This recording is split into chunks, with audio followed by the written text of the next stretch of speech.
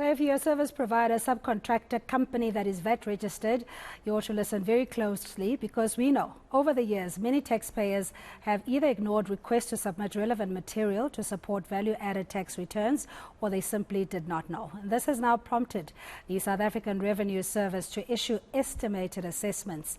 And this means that the VAT vendor won't be allowed to submit a request for correction once the estimated assessment has been issued. And to tell us more, we're joined by Charles VAT, Tax Executive at eNCA Africa. Charles, thank you so much for your time and good afternoon to you. And of course, this applies to those that are VAT registered, and typically that would be either a sole proprietor company, anybody that does services and is a supplier of goods as well. What is the assessment process? Good afternoon, Cindy, and thank you for the opportunity to talk about how value-added tax works, especially at this time of year.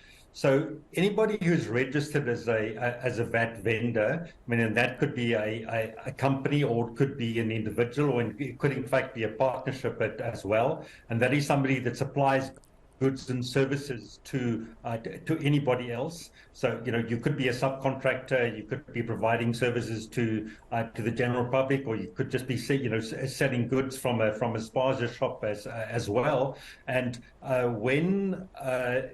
you're required to register when your turnover is in excess of R1 million in a 12-month period, and that then requires you to submit a return. It's called a VAT 201.